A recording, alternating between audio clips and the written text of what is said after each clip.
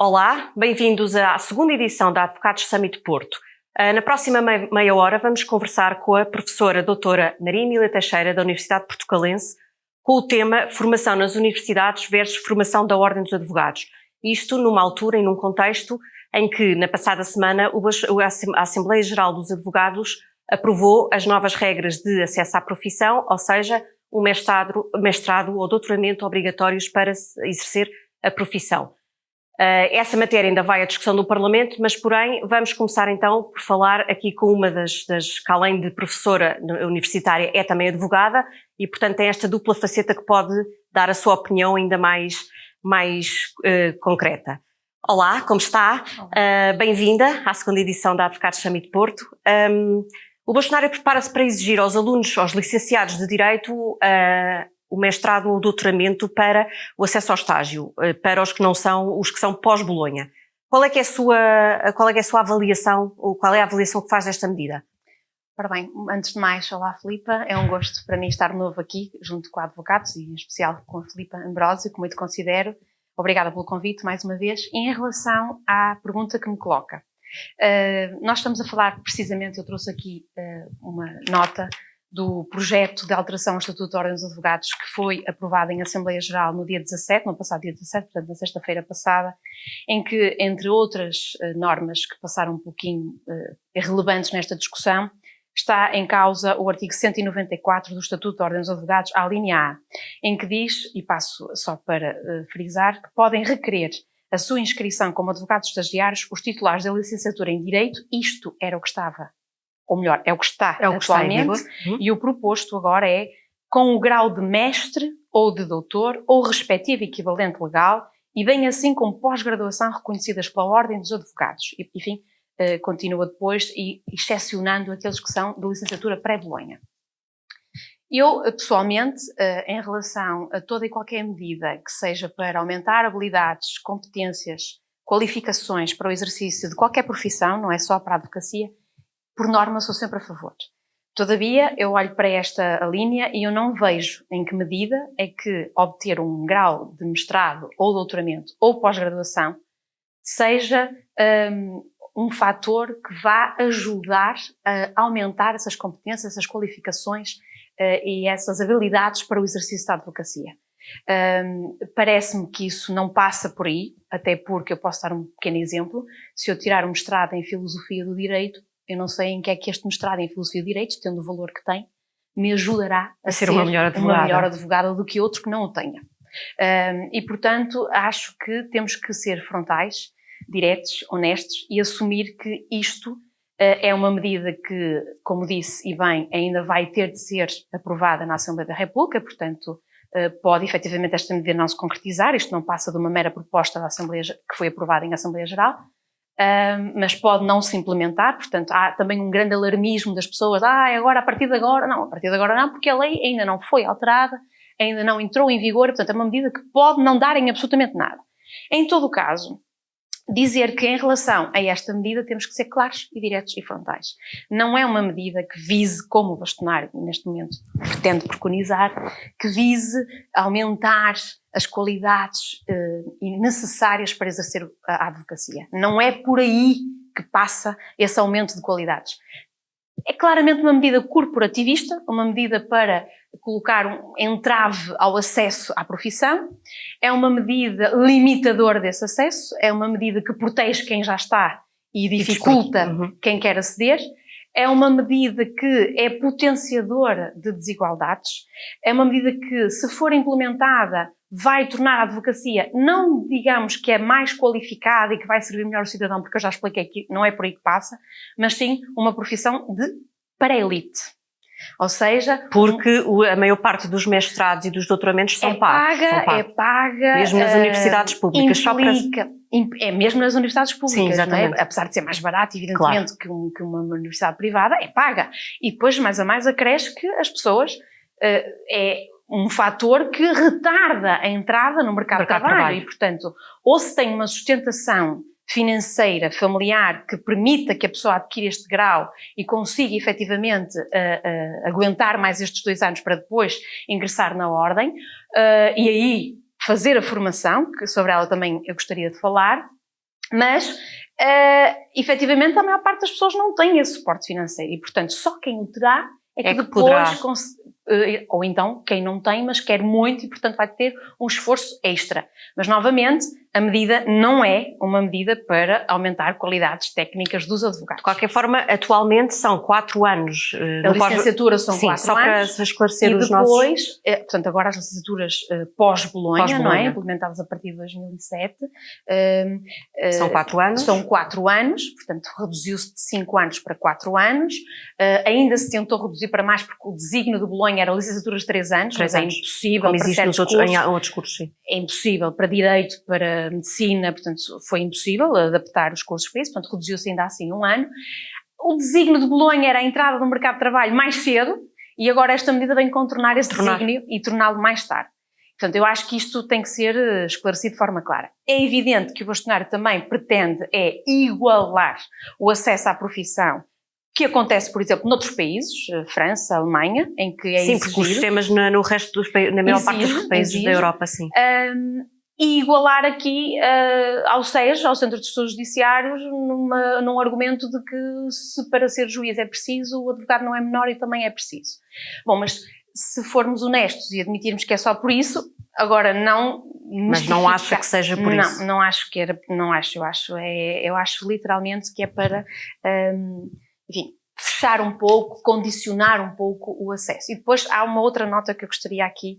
É claro que depois isto aqui sendo aprovado, terá que ser obviamente depois objeto de regulamentação no regulamento de estágio, sobre quais são aqui, por exemplo, este pormenor aqui, que passa aqui um pouco despercebido, que é, e bem assim, também é permitido, e bem assim, pós-graduações reconhecidas pela Ordem dos Advogados. E eu pergunto, então as universidades irão oferecer pós-graduações em Direito, mas depois essas pós-graduações são sindicadas pela Ordem dos Advogados, a Ordem dos Advogados vai dizer esta é reconhecida, esta não reconheço. Eu penso que já estamos aqui a entrar em certas ingerências. Nem me parece que seja legal, penso eu. Quer dizer, as faculdades não vão adaptar-se, até porque um licenciado em Direito não é necessariamente um futuro advogado. Claro. E, portanto, parece-me que esta redação é uma mera proposta, não sei se depois a Assembleia não irá aqui discutir a constitucionalidade desta medida, que merece esse reparo, e também este tipo de ingerência, não é? Porque, repare, parece dar a entender que nem fazer pós-graduações serão válidas, mas nem todas. Só as que a Ordem reconhecer. E depois também pode haver aqui algum lobby também de determinadas faculdades, tendo em conta que o Sr. Bastonário é professor numa delas, não é? Não sei se ele... É assim, o bastonário também não é um cargo vitalício, não é? Sim, claro, até se calhar até isto entrar em vigor pode não ser futuramente, não é? Portanto, são cargos temporários e hoje ele implementa isto. Aliás, deixem-me dizer que isto, obviamente que é uma medida que avança no mandato do Sr. Bastonário, mas isto é uma medida que já vem do tempo do bastonário Marinho e Pinto, que foi novamente tentado pelo mandato da Helena Fraga, e agora, enfim, foi-se mais além. Se me recordo, o bastonário Marinho e Pinto o que preconizava era um exame mesmo de acesso à Ordem dos Advogados, não era? Sim, mas acho que depois posteriormente a Ordem tentou implementar este... Claro, não foi tão falado, aliás, tão falado entre comas, não é? Porque isto foi posto à discussão durante 1 mês e meio e mês de férias, não é? E, portanto, isto é sempre... Apareceu um bocadinho sem aviso prévio. Sim, um bocadinho, como eu costumo dizer, pelos pingos da chuva, já está a medida implementada, mas enfim, se nós reconhecermos que esta medida é uma medida para limitar o acesso só, muito bem, podemos discordar ou não concordar, agora, camuflar esta medida com desígnios de melhoria de qualidade, não me parece. Em relação, já vamos à formação da Ordem dos Advogados, mas antes de mais pergunto-lhe como professora universitária que é, acha que isto também não é um assumir por parte da Ordem dos Advogados que as faculdades preparam mal os alunos? Ou que a preparação é insuficiente? Pode ser um assumir por parte da Ordem, mas eu acho que aí, mais uma vez, é a Ordem a demitir-se da sua função. A função da Ordem é ela própria preparar o licenciado em Direito, que acede ao estágio e durante o estágio compete à Ordem fazer essa formação. Aliás, a Ordem atualmente até se demite da sua função, mesmo no atual Estatuto. O atual Estatuto, neste momento, dispõe no seu artigo 195, sem prejuízo dos regulamentos de estágio, que, enfim, a fase de estágio e de formação da Ordem dura 18 meses. Estamos a falar de 1 ano e meio. A primeira fase do estágio são 6 meses. Manifestamente curto. Eu entendo. Manifestamente curto. E depois relega a segunda fase, que é de 12 meses, para os patronos. Pois, porque os 6 meses é que é efetivamente a formação da ordem. E eu pergunto, se o bastonário quiser equiparar então a função de advogado com a função de juiz, coloca um pouco os olhos na formação que é prestada pelo Conselho comparativamente à do SES, não é? Em que nessa formação faz o tal exame de acesso, muito bem, critérios rigorosos, e depois no exame de acesso há a formação de 1 ano e remunerado. Portanto, são condições completamente distintas das nossas. As nossas é 6 meses, aulas, depois há uma passagem de testemunho da ordem, demitindo-se a sua função de formar para os escritórios de advogados. Sim. E mais, aqui diz assim, a primeira fase do estágio visa dotar os estagiários de conhecimentos técnico-profissionais e deontológicos essenciais para a prática de atos próprios da profissão. E eu pergunto-me, 6 meses chega? Não é? Porque depois o resto, a segunda formação, que é uma formação, a tal segunda fase, junto dos patronos, é uma formação alargada, complementar, progressiva dos advogados estagiários, através da vivência da profissão. Com certeza. A prática é essencial. Mas será que 6 meses chegaria? E eu pergunto, porquê é que em vez de exigir um mestrado, porquê é que não alargaram, por exemplo, mais 6 meses a formação? Pois, primeira fase, por exemplo. E não dotaram, porquê é que não pegaram no modelo atual de formação da Ordem dos Advogados, olharam para aquilo que não estava a funcionar para dotar aqueles estagiários de melhores condições técnicas e profissionais para o exercício da profissão e remodelaram aquilo. Se quisessem aumentar o período de tempo de estágio, poderia ser uma contingência da remodelação do processo de formação. Agora, atirar para o mestrado a obtenção de melhores estagiários não é uma medida real. É desprovida de qualquer fundamento. E em relação vamos então agora, na sua função de professora universitária, já se percebeu que os estudantes estão em larga medida contra esta medida por razões óbvias, acho que não é preciso explicar. Sim, claro. E os professores universitários, das conversas que têm com colegas, com o que se percebe? Filipa, eu entendo, a minha opinião, eu entendo que um professor universitário, pelo menos é assim que eu atuo enquanto professora universitária, ou seja, no meu papel como professora universitária, eu preocupo-me com o ensino em Direito. Eu dou a disciplina, vamos supor, Introdução ao Direito, eu preocupo-me em passar àquele aluno o máximo da disciplina de Introdução ao Direito, independentemente dele, quando se licenciar em Direito, for para advogado, juiz, magistratura, não é? Conservador, notário ou um quadro técnico superior de qualquer outra empresa. Eu não tenho que preocupar-me, como pelo juiz da ordem preocupa-se com as faculdades, não é? Eu, enquanto professora universitária, num ensino universitário, eu tenho que me preocupar em dar uma boa formação em Direito. Depois, o que o aluno quer fazer com aquele instrumento é com ele. Claro. E se vai para a ordem profissional dos advogados, é a ordem profissional que tem que se encarregar de lhes dar a eles as condições técnicas e profissionais adequadas àquela profissão. Não sou eu. E, portanto, claro que alguns professores, até publicamente, já se manifestaram a dizer que não concordam, acham até inconstitucional esta medida. Em todo o caso, eu penso que os professores universitários, sem prejuízo de poderem ter opinião, porque têm opinião, acho que a maior parte deles, honestamente, está mais focado no ensino do direito do que propriamente preocupar-se com aquilo que a ordem exige ou não exige. Não é? De qualquer das formas, é certo e sabido que há demasiados licenciados em Direito todos os anos. O mercado de trabalho também não consegue acompanhar. Portanto, nesse aspecto, alguma coisa poderá vir a melhorar caso esta medida seja... Eu sou um bocadinho reticente quanto a essa questão, Filipa, por uma razão. Acho que é uma falsa questão. Quando as pessoas dizem o mercado de trabalho não acompanha tanto licenciado em Direito, se calhar vamos fazer assim. O mercado de trabalho não acompanha tantos advogados. Somos um mercado pequeno, quer dizer, basta olhar para Portugal, não é? O tamanho de São Paulo, não é? Portanto, somos um mercado pequeno, temos muitos advogados inscritos em exercício e poderá existir muita oferta, não é? Para parca, procura, ou poderá levar aí a breve trecho estarmos numa situação em que existem muitos advogados para pouco mercado. Para licenciados em Direito eu não acho, porque o Direito é dos cursos, e eu não me canso de dizer isto, que mais saídas profissionais oferece aos estudantes. Claro que se a pessoa entra em Direito, ingressa em Direito, e pensa, vou ser advogado, pode demarcar-se com esse problema. O mercado pode não acompanhar. Sim. E nesta medida... Sim, mas há que tirar um bocado dessa ideia É isso. da opinião pública que direito é advocacia. Eu própria tenho essa experiência. Eu comecei no primeiro ano de faculdade e a minha própria família achava que eu já era advogada. Eu tinha que desmistificar isso, até porque eu nem entrei com esse designo inicialmente. E, portanto, as pessoas têm a ideia de que licenciado em Direito é advogado. E não é verdade. Há há inúmeras saídas profissionais que podemos abraçar com uma licenciatura em Direito, que eu penso que o mercado absorve. Não absorve tanto a pessoa a querer a advocacia. Isso admito. E a nível do ensino em Portugal, o que é que, eu sei que também será uma parte interessada, mas de qualquer forma, acha que o ensino de Direito, a forma como é dado, como é feito atualmente, é suficiente? Primeiro, o tempo de curso é suficiente? Acha que antes de 2007, com Bolonha, as coisas funcionavam melhor? Qual é que é a sua posição relativamente a isto? Eu estou à vontade porque o meu curso é pré-Bolonha, não é? Portanto, aliás, eu quando saí da faculdade entrou Bolonha, não é? Portanto, eu tenho ali aquele tumulto e consigo perceber. Eu lembro-me que o meu curso era extremamente esgotante, estressante, 5 anos. É um curso com muita carga, não só emocional, mas muito estudo, muito teórico, ainda era muito teórico. Com Bolonha, esse paradigma alterou-se um pouco. Com Bolonha, apesar de se ter encurtado, por exemplo, eu posso dar o exemplo da nossa universidade, a Universidade Portucalense. Eu acredito que as outras também tenham essa preocupação, mas eu falo daquela realidade que eu conheço, há 14 anos, portanto.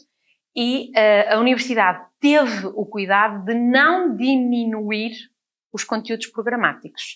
E, portanto, vou dar só este exemplo. Enquanto que em pré-Bolonha nós tínhamos direito às obrigações anual, neste momento nós temos direito às obrigações 1 num semestre, direito às obrigações 2 no segundo semestre. E, portanto, acabámos por ter o anual dividido por semestres. Pois. E, portanto, nós tivemos esta preocupação e acredito que outras faculdades, no seu plano de estudos, também tiveram esta preocupação.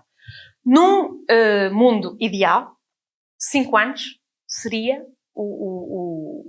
o tempo de curso para se dar as coisas com alguma calma, enfim, calma no sentido de podermos dar aquela disciplina com continuidade e não estarmos ali, fim de semestre, esta disciplina tem que ficar feita, percebe? Portanto, aquela tranquilidade. Agora, eu entendo que o ensino universitário tem que se transformar e, portanto, nós não podemos continuar a ser aqueles teóricos, só teoria. Todavia, não se pode deitar ou desprezar ou menosprezar a teoria. A teoria, claro. A teoria é fundamental. Mas, obviamente, temos de ter uma grande componente prática. Por exemplo, na Universidade Portucalense, eu orgulho-me disso, eu sou um caso, mas não sou o unitário, em que a maior parte dos professores universitários que dão aulas práticas exercem a profissão, por exemplo, de advogado.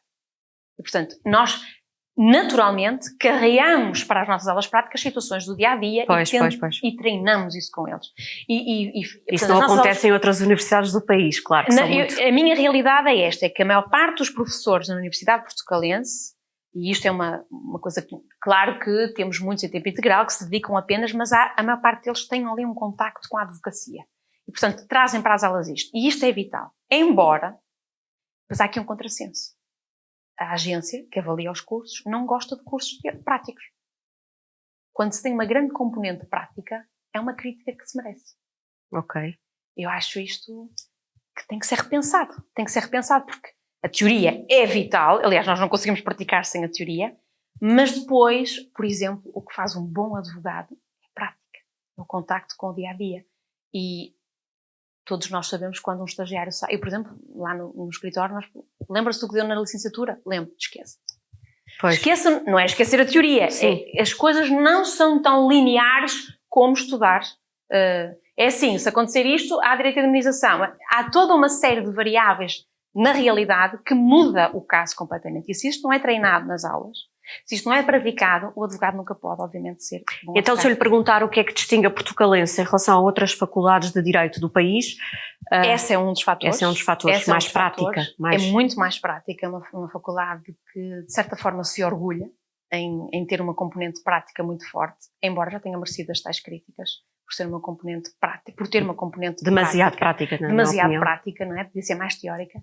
No entanto, nós achamos que a nossa prática não é desacompanhada de teoria, portanto, o nosso plano é muito teoria. Aliás, nós temos ali 2 semanas de avanço na teoria em relação às aulas práticas, para que depois a aula prática venha atrás a acompanhar a aplicabilidade da teoria que se aprendeu e perceber como é que ela pode malear-se. Mas não é o único fator distintivo da universidade, e mais uma vez eu falo da realidade que conheço.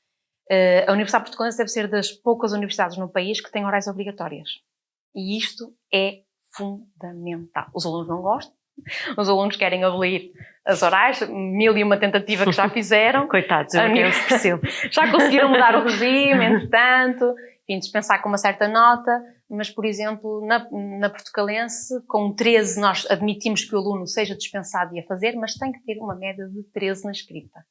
E ter 13 na Portucalense na escrita não é fácil.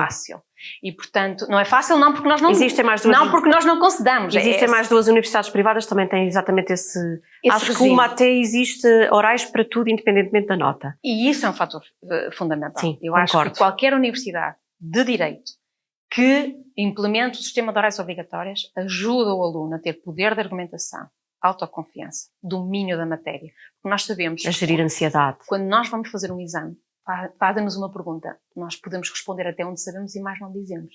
Na oral fica nu. Ou sabemos ou não sabemos.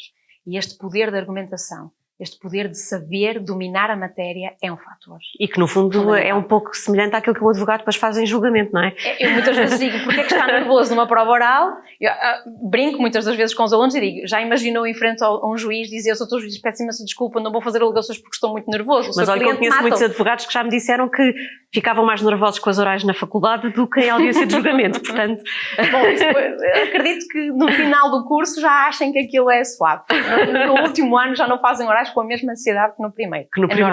É normal. De qualquer forma, posso depender pelas suas palavras que acha que o direito ainda é muito burocrata, o ensino do direito ainda é muito burocrata. O sistema é burocrata. O direito acompanha. O direito acompanha. Pois. Em Portugal, em qualquer repartição pública, é quase impossível um cidadão normal ir a uma repartição pública e levar tudo aquilo que é necessário. Falta sempre um papel, falta sempre qualquer coisa e, portanto, é um sistema ainda muito preso a procedimentos, a regras, não está ainda... enfim, é muito instrumentalizado ainda com regras e com papéis e documentos. Burocrata é. O direito tem de acompanhar, porque só é burocrata porque o direito aplica esses procedimentos. Embora, lá está, voltando à questão anterior, nós tentamos despragmatizar muitas vezes isso e na Portucalense nós tentamos que as coisas sejam muito práticas, mas sim, o mundo do direito é um mundo muito mais, ainda é muito formal, muito sujeito a regras, sem grande flexibilidade. E isso acaba por se ver até propriamente nas regras de julgamento e etc. em que... O direito é mais complicado fazer a transição geracional, não é? Porque os professores universitários normalmente ficam até mais tarde do que muitas vezes os sócios.